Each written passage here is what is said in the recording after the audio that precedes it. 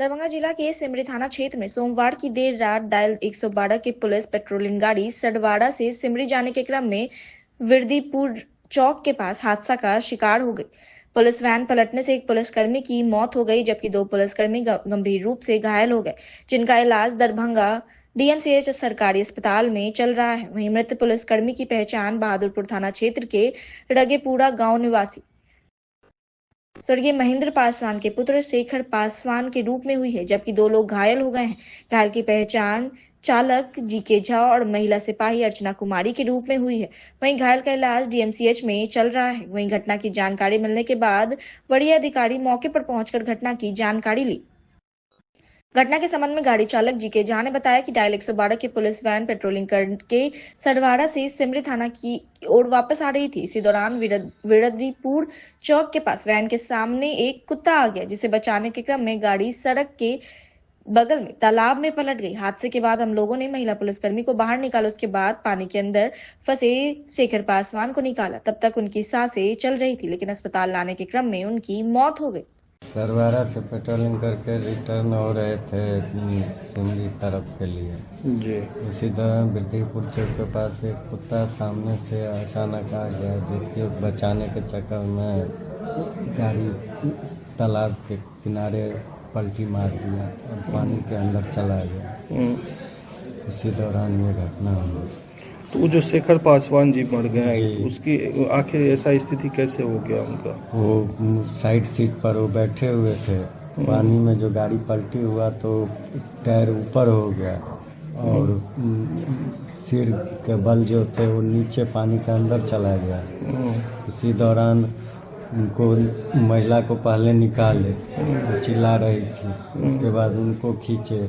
तब तक सांस चल रहा था उनका, पानी ज़्यादा पीने के कारण वो पानी निकल नहीं पाया। हम लोग उनका पेट भी दबाए मगर वो निकल नहीं पाया। यहाँ तक आते समेकित बाल विकास सेवाएं आईसीडीएस अंतर्गत सेविका पद से प्रोन्नत होकर महिला पर्यवेक्षिका के पद पर अनुबंध पदाधिकारी नियोजन के लिए प्रमाण पत्र सत्यापन काउंसलिंग कार्यक्रम का आयोजन 17 दिसंबर, 18 दिसंबर और 19 दिसंबर तक 3 दिवसीय काउंसलिंग कार्यक्रम का शुरुआत किया गया। सोमवार को दरभंगा समाहरणालय अवस्थित डॉक्टर भीमराव अम्बेडकर सभागार में वहीं आयोजित काउंसलिंग के लिए कई टेबल की स्थापना की गई। वहीं काउंसलिंग कराने के लिए सैकड़ों की संख्या में अभ्यर्थियों की भीड़ देखी गई। वहीं चल रहे मूल्यांकन कार्यक्रम के संबंध में हमने जिला प्रोग्राम पदाधिकारी दरभंगा चांदनी सिंह से बात की, तो उन्होंने बताया कि महिला पर्यवेक्षिका सेविका कोटि से प्रोन्नत होकर एलएस का पद सरकार में निर्धारित किया है, जिसमें पूरे जिले भर की जो सेविका है जिनका 10 वर्ष पूरा हो चुका है, ऐसे लोगों के लिए नियोजन के लिए बुलाया गया है, जिसका सत्यापन हो रहा है। सत्यापन के बाद चयन समिति की बैठक होगी। 547 आवेदनों का 3 दिनों में इसका काउंसलिंग होगा और 48 पद यहाँ है और 48 का नियोजन किया जाएगा। मैडम, मूल्यांकन चल रहा है, किस चीज का मूल्यांकन चल रहा है और क्या कुछ इसकी प्रक्रिया है? जी, हमारे यहाँ महिला परिष्कार पद पे जो सेविका कोटि से प्रोन्नत होकर एलएस का पद सरकार ने निर्धारित किया है, तो 50% पद हमारा सेविका कोटि के लिए आरक्षित होता है महिला परिष्कार के लिए।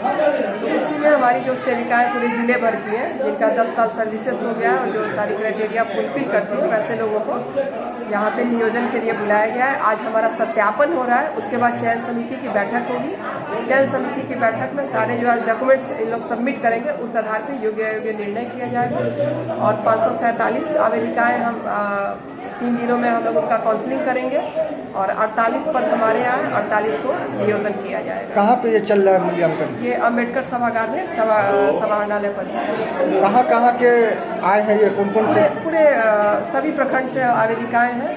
आज से सत्यापन और मूल्यांकन होना है। पुनः चयन समिति की बैठक के बाद जो लोग आवेदन समर्पित कर रहे हैं या डॉक्यूमेंट्स, उस आधार पर चयन समिति निर्णय लेगी। ये जो मूल्यांकन हो रहा है, इसके लिए क्या कुछ समय रखा गया है? सुबह 10 बजे से संध्या 6 बजे तक, 17, 18 और 19 को। और चयन समिति के अध्यक्ष हमारे जिला पदाधिकारी महोदय होते हैं, उनके द्वारा ये 5 मूल्यांकन समिति गठित है जो पूरे जिला की आवेदिकाओं को मूल्यांकन और सत्यापन करती है। किस तरह से ये आगे की प्रक्रिया चल रही है? कई संबंधित पदाधिकारी लोग भी यहाँ पे बने हुए हैं। हाँ, इसमें 5 कमेटी बनी है, जिसमें हमारे CDPOs, BDOs, जिले के अन्य पदाधिकारी सभी सम्मिलित हैं और उनके द्वारा मूल्यांकन किया जा रहा है। मैं DPO ICDS चांदनी सिंह। दरभंगा जिला क्रिकेट एसोसिएशन की ओर से जिला क्रिकेट लीग मैच 2024-25 का क्रिकेट खेल का उद्घाटन किया गया।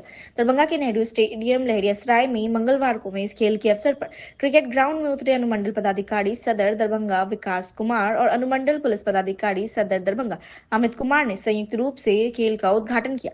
आयोजित क्रिकेट मैच के तहत कुल 18 क्रिकेट टीमों के द्वारा 35 क्रिकेट मैच खेला जाएगा और क्रिकेट मैच की शुरुआत आज से की गई, जो लगातार 35 दिनों तक आयोजित क्रिकेट टूर्नामेंट में जो भी खिलाड़ी अच्छा खेल का प्रदर्शन करेंगे वह अंडर 19, अंडर 16 क्रिकेट मैच में उन्हें मौका दिया जाएगा।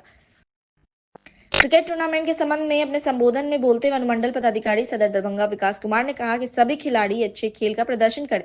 हार और जीत तो होती रहती है, जो टीम अच्छा खेलेगी उसकी जीत जरूर होगी। सभी खिलाड़ियों से अच्छा प्रदर्शन की उम्मीद है। वहीं क्रिकेट टूर्नामेंट के मौके पर अनुमंडल पुलिस पदाधिकारी सदर दरभंगा अमित कुमार ने कहा, खेल एक अच्छा माध्यम है और इसके द्वारा भी सफलता पाई जा सकती है। धन्यवाद कि आपने मुझे इस ओकेजन पे इनवाइट किया और खिलाड़ियों को तो मैं बस यही कहूँगा कि आप अपना बेस्ट दें और खेलें। हार और जीत that is in destiny, not in your control, but आपका अपना परफॉर्मेंस जो है वो आपके कंट्रोल में है और टीम भावना से खेलें, ना कि इंडिविजुअल गोल के पीछे जाएं। जीत जरूर उस टीम की होगी जो टीम के लिए खेलेंगे रादर देन अपने लिए खेलेंगे। Thank you. मैनेजिंग कमेटी है उनको बहुत बहुत धन्यवाद। स्पोर्ट्स से हम लोग खुद भी बहुत जुड़े रहते हैं, एसडीओ साहब भी हम भी एक्टिव रहते हैं। इस मैदान पर ये हमारा सेकंड भूमि है, बार बार आना होता है खुद के साथ, बच्चों के साथ इस तरह के फंक्शंस में। स्पोर्ट्स एक जीवन का प्रतिबिंब है। हारना, जीतना, लड़ना, फिर जीतना, हार को आत्मसात करना, जीत को बचाना, सब कुछ सिखाता है। टीम भावना सिखाता है, फेयर करना सिखाता है, लड़ना जूझना सिखाता है। सीखते रहें, लड़ते रहें, खेलते रहें, हार जीत चलती रहती है। धन्यवाद। आज से दरभंगा जिला क्रिकेट एसोसिएशन के द्वारा दरभंगा जिला के सभी क्लबों का, निबंधित क्लबों का जिला लीग 2024-25 का शुभारंभ हुआ। 35 मैचेस खेले जाएंगे, 18 टीम हैं और ये 35 दिनों तक चलेगा। आगे इसी से जो बच्चे अपना परफॉर्मेंस करेंगे, जो अच्छा खेलेंगे बॉलिंग में, बैटिंग में, उनका आगे चल के जो हाईमन के लिए, अंडर 19 के लिए, अंडर 16 के लिए जो जिला की टीम बनेगी, परफॉर्मेंस के आधार पर ही उनका सिलेक्शन किया जाएगा, फिर उनका कैंप किया जाएगा, फिर जिला की टीम बना के भेजा जाएगा। कहाँ की टीम आई है? यहाँ दरभंगा में बेनीपुर, जाले, दरभंगा की जितनी टीमें हैं जिले की निबंधित, जो पिछले साल भी खेली है, वो सारी टीमें इसमें एक दूसरा से आपस में खेलेंगी। ये उद्घाटन मैच कौन सी के द्वारा किया गया? आज उद्घाटन मैच केसीसी दरभंगा और यूथ क्रिकेट क्लब दरभंगा के बीच खेले जा रहे हैं। सदर एसडीओ साहब विकास कुमार जी और सदर एसडीपीओ साहब अमित कुमार साहब के द्वारा किया गया है। साथ में जिला खेल संघ के सचिव, जो कि इस टूर्नामेंट के चेयरमैन भी हैं, उनके द्वारा राघवेंद्र जी, जो हमारे जिला क्रिकेट लीग के चेयरमैन भी हैं और जिला क्रिकेट संघ के सचिव भी हैं, उनके द्वारा किया गया है। ठीक है। परिचय दे दें अपना। मेरा नाम पवन कुमार सिंह हुआ, मैं दरभंगा जिला क्रिकेट संघ का सचिव हूँ।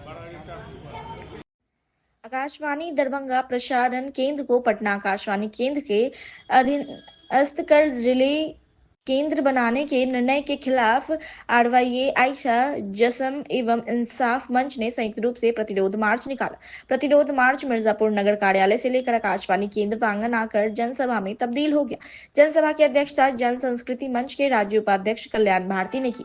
मार्च में भाकपा माले के वरिष्ठ नेता आर.के. सहनी, भूषण मंडल, धनराज शाह, उमेश शाह, रंजन सिंह, जसम राष्ट्रीय कार्यकारिणी सदस्य प्रोफेसर सुरेंद्र सुमन, जसम जिलाध्यक्ष डॉक्टर रामबाबू आर्य, आरवाईए के राज्य उपाध्यक्ष संदीप चौधरी, प्रिंस कर्ण, ओनम कुमारी, जसम जिला सचिव समीर इंसाफ मंच के रिजवान आजाद, मोहम्मद वाहिद, मनी कुमार, एहसान अली सहित बड़ी संख्या में कार्यकर्ता एवं नागरिक शामिल थे।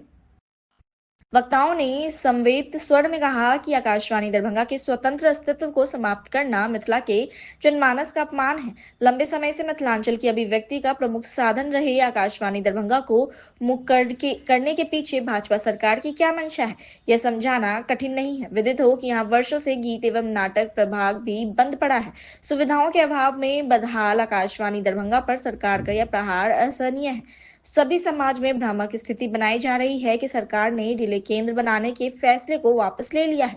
हम यह पूछते हैं कि सूचना एवं प्रसारण मंत्री अश्विनी वैष्णव जब तक आधिकारिक बयान देकर इस फैसले को वापस करते हुए मिथिलांचल की जनता से माफी नहीं मांगते, हम अफवाहों पर विश्वास नहीं कर सकते।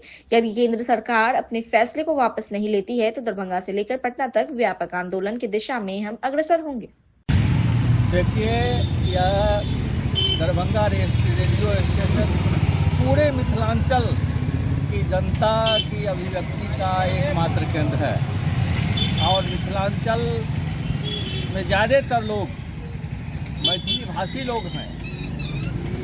मैथिली यहाँ की मातृभाषा है और मातृभाषा के साथ साथ जनभाषा भी है। तो लोगों की आकांक्षा, लोगों की अभिव्यक्ति का जो यह केंद्र है दरभंगा रेडियो स्टेशन, उसको बंद किया जाना, रिले केंद्र बनाया जाना, सच पूछिए तो मिथिलांचल की जनता का अपमान है, उसकी अभिव्यक्ति पर हमला है। हम लोग इसके खिलाफ आवाज़ उठा रहे हैं। हम लोग चाहते हैं कि इसकी स्थिति यथावत बनी रहे। इधर पता चला है कि कुछ लोग वैसे उड़ती खबर दे रहे हैं कि जब उसकी यथा स्थिति बनी रहेगी। अभी तक मंत्री की ओर से विधिवत घोषणा नहीं की गई है। जब तक इसकी विधिवत घोषणा नहीं की जाएगी तब तक हम लोग आंदोलन करते रहेंगे। अपना परिचय दीजिए। मेरा नाम सुरेंद्र प्रसाद सुमन, दसम राष्ट्रीय कार्यकारिणी सदस्य। RYA इंसाफ मंच आयशा संगठनों के द्वारा एक प्रतिवाद मार्च निकाला गया है। इसका उद्देश्य ये है कि दरभंगा आकाशवाणी का जो स्वतंत्र अस्तित्व था, हम लोग उसको यथास्थिति बरकरार रखने की मांग कर रहे हैं। दरभंगा आकाशवाणी को रिले केंद्र बनाया जा रहा है, उसको पटना आकाशवाणी के अधीन करने की फैसले लिए जा रहे हैं। यह दरभंगा की जनता, मिथिलांचल की जनता का अपमान है। हम इस अपमान के खिलाफ लड़ रहे हैं। हम अश्विनी वैष्णव से कहना चाहते हैं जो सूचना और प्रसारण मंत्री हैं केंद्र में, वह इस फैसले को रद्द करे, इस फैसले को बदले, नहीं तो ये मिथिलांचल जो झोली भर करके भाजपा को वोट देने का काम किया है, वो एक वोट नहीं आगे आने वाले दिनों में उनको मिलेगा। हमने देखा कि यहाँ का जो सांसद है, उसको हमने देखा एम्स बनाने के सवाल पर कि वह दरभंगा TMCH में एम्स बनाना चाहते थे।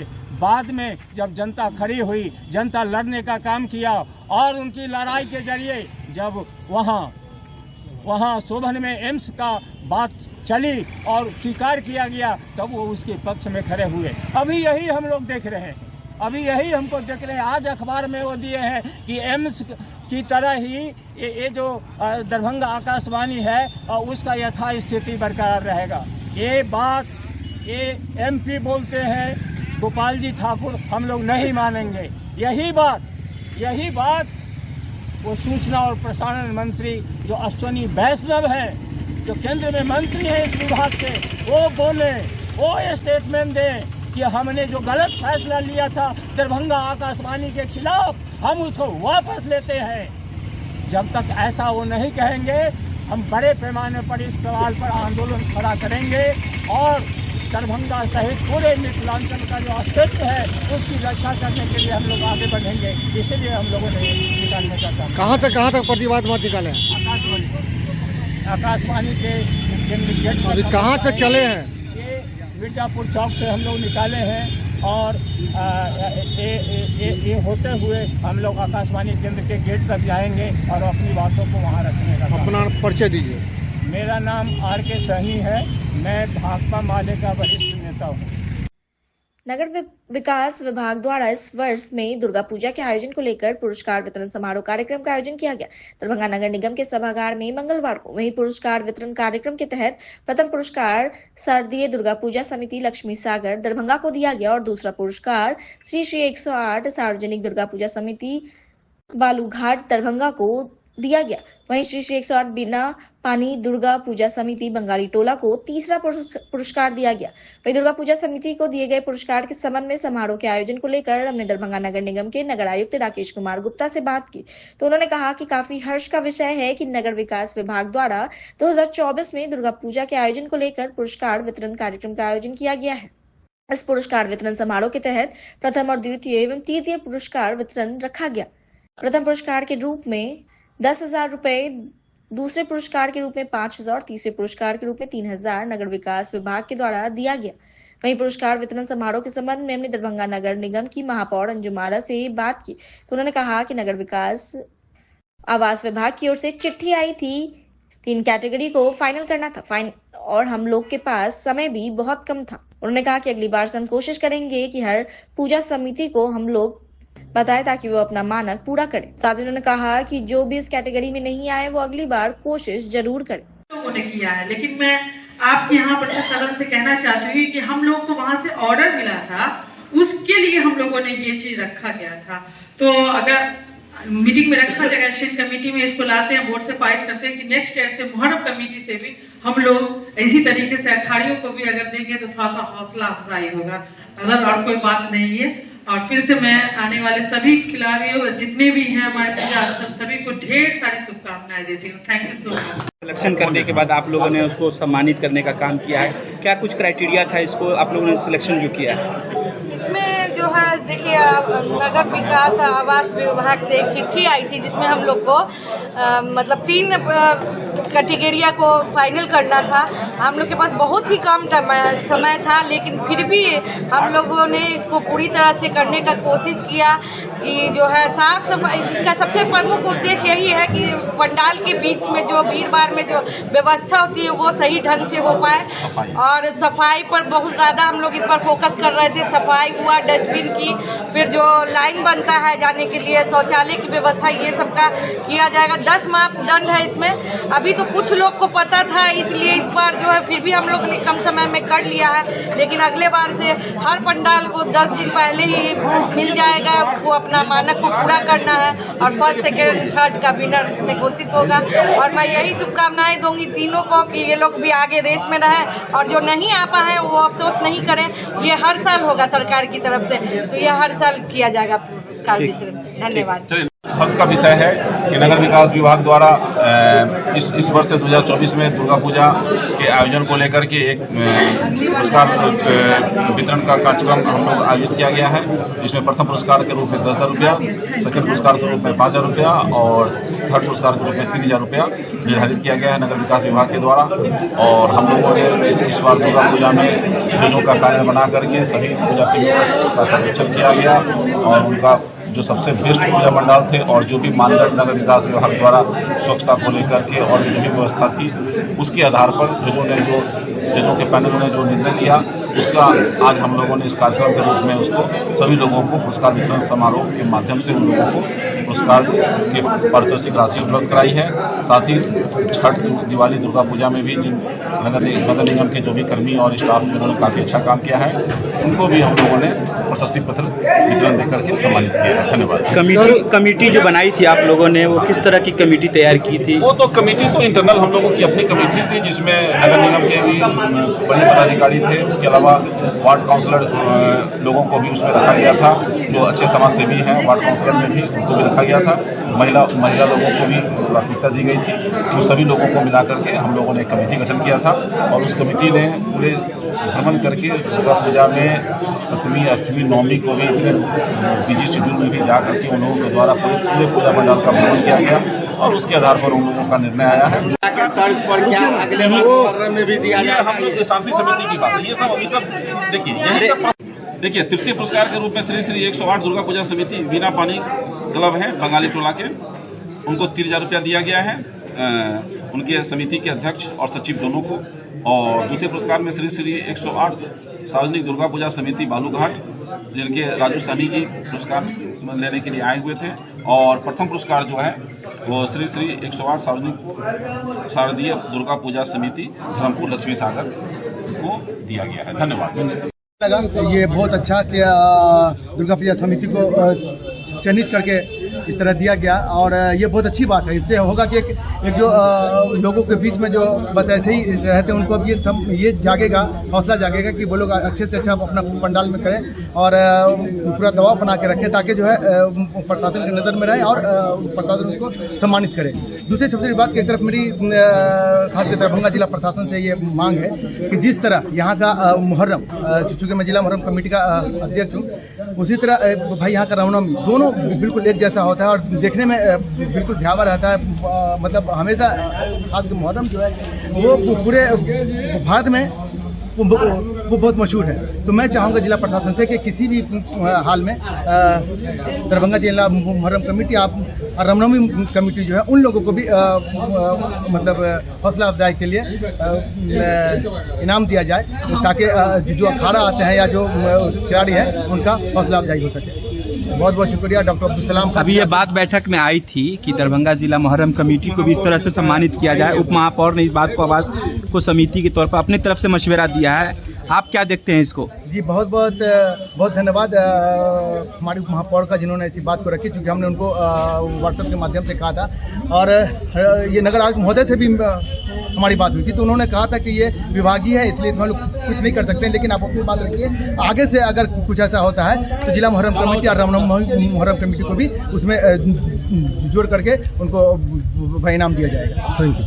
बहुत बहुत एवं शहरी मंत्रालय भारत सरकार द्वारा आयोजित जो बिहार सरकार के नगर विकास के द्वारा सम्मानित किया गया था कि इस बार दुर्गा पूजा में साफ सफाई स्वच्छता के लिए 3 श्रेणी का पुरस्कार का घोषणा हुआ था, जिसमें प्रथम, द्वितीय, तृतीय। तो यहाँ एक टीम गठित की गई थी और टीम के सदस्यों ने सभी पंडालों का निरीक्षण किया, जिसमें प्रथम श्री श्री 108 सार्वजनिक दुर्गा पूजा समिति धर्मपुर, द्वितीय पुरस्कार श्री श्री 108 सार्वजनिक दुर्गा पूजा समिति बालूघाट एवं तृतीय पुरस्कार श्री श्री 108 बिना पानी कलर दरभंगा। इन तीनों लोगों को प्रशस्ति पत्र के अलावे प्रथम को 10,000, द्वितीय को 5,000 और तृतीय को 3,000 का पुरस्कार दिया गया है। हम लोग यही आगे के लिए यह आह्वान करते सभी दुर्गा पूजा समिति को कि यह कोई प्राइज नहीं है, खासकर इसके पीछे स्वच्छता की बात है जो प्रधानमंत्री के द्वारा चलाया जा रहा है। और इसी तरह का अगर सारे दुर्गा पूजा जो शहर में होते हैं निकाय के अंदर, अगर अगले साल से एक योजना बनाकर और लक्ष्य को रखकर साफ सफाई के दृष्टिकोण से करेंगे तो वैसे भी माँ दुर्गा पूजा जो आस्था का पर्व है, स्वच्छता का पर्व है और इस अवसर पर शहर की भी सफाई हो जाएगी ताकि दर्शनार्थियों को भी दर्शन करने में आनंद हो। आपकी संस्था को कौन सा पुरस्कार मिला? हमारी संस्था को द्वितीय पुरस्कार मिला है। खुश हैं? सभी लोग खुश हैं क्योंकि लोगों ने मेहनत किया है, जो मापदंड था उसका पालन किया है।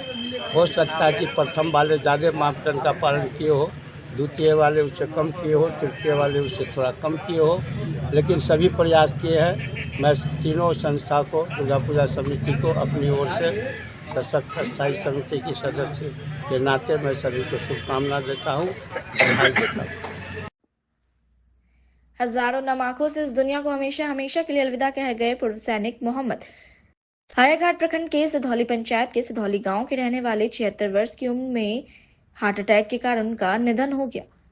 उन्होंने अपने पीछे 4 संतान को छोड़ा, जिसमें 3 पुत्र 1 पुत्री के रूप में है। वहीं बड़े पुत्र अफजल इमाम और गुड्डू ने बताया कि वह आर्मी में एजुकेशन अफसर रहे हैं, उसी पद से रिटायर्ड हुए हैं। करीब 30 साल से ज्यादा उन्होंने देश की खिदमत की है। वहीं उन्होंने 3 बड़े युद्ध में भी हिस्सा लिया। 1962 में चीन युद्ध में भी हिस्सा लिया, फिर 1965 में भी चीन युद्ध में शामिल थे। 1971 में भी पाकिस्तान के विरुद्ध युद्ध में हिस्सा लिया। उन्होंने कहा कि हमारे पिता को युद्ध के दरमियान चोट भी लगी, जिसको लेकर उन्हें पेंशन भी लगातार मिलती रही।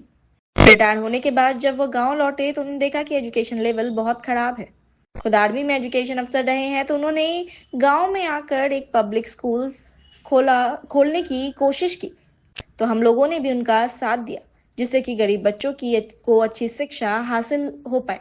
और क्या कुछ कहा उनके बड़े पुत्र ने, हम आपको सुना रहे हैं। और क्या वो क्या थे? ये हमारे वालिद साहब थे। हाँ। और ये जोर से बोलिए। आर्मी से एजुकेशन अफसर रिटायर हुए हैं। हाँ। करीब 30 साल उन्होंने देश की खिदमत की है और तीनों जंग में इन्होंने हिस्सा लिया। कहाँ पर थे, मतलब जैसे? ये 1962 में चाइना के साथ जो वॉर हुआ उसमें थे, 1965 में चाइना के साथ थे, 71 में पाकिस्तान के साथ जो युद्ध हुआ उसमें भी ये पार्टिसिपेट उन्होंने किया हुआ है। अच्छा। और इसी दरमियान इनको जो है वॉर के दरमियान इनको चोट भी लगी, डिसेबल्ड पेंशन भी इनको मिलता रहा है हमेशा, और इन्होंने देश की खिदमत की है। और रिटायर होने के बाद इन्होंने जब गांव में आए तो इन्होंने देखा कि समाज के अंदर जो है एजुकेशन का लेवल बहुत कम है, क्योंकि एजुकेशन से फील्ड से ही हमेशा जुड़े रहे हैं, आर्मी में एजुकेशन अफसर रहे हैं। तो इन्होंने आकर के एक स्कूल जो है पब्लिक स्कूल इन्होंने सेटअप करने के लिए जो है वो उन्होंने कोशिश किया, तो हम लोगों ने उसमें सपोर्ट किया उनको, और ताकि यहाँ के गरीब बच्चे जो हैं वो एजुकेशन हासिल कर सकें। मतलब उनका उम्र कितना होगा आज? उम्र जो है लगभग 76 ईयर्स। कितने बच्चे हैं उनके? उनके 3 बच्चे हैं, जिनमें मैं सबसे बड़ा मैं हूँ। और नाम? मेरा अफजल इमाम उर्फ गुड्डू। हाँ। मैं सबसे बड़ा हूँ। उससे छोटा सरफराज अतर है और सबसे छोटे जो है सफदर इमाम है। अच्छा। 3 बच्चे हैं और एक लड़की? एक सिस्टर है हमारी। नाम? जिनका नाम कनीज फातिमा है। हाँ। जिनकी मैरिज जो है वो समस्तीपुर में है। तो खासकर समाज से भी उनका लगाव रहता था, समाज को भी मदद करना, या फिर बहुत काम वो करते थे हमेशा, रहते थे कि वही समाज के अंदर जो गरीब लोग हैं उनकी मदद भी हमेशा किया करते थे, सोशल काम में। खासकर जो मतलब यहाँ जो समाज में खासकर बेटियों का जो शादी होता था उसमें भी भाग लेते थे। वो बारात जो आता था उसमें बताया जा रहा है कि स्वागत वगैरह भी करते थे पहुँचकर। हिंदुओं का जो खासकर यहाँ होता था बिल्कुल उसमें वो आगे रहते थे, रहते थे। मतलब देश सेवा के साथ साथ समाज सेवा भी उनका मेन एम रहा है और हमेशा से। क्या नाम है पूरा आपका? उनका नाम क्या था पूरा? उनका मोहम्मद सोहेल साहब। ठीक, थैंक यू।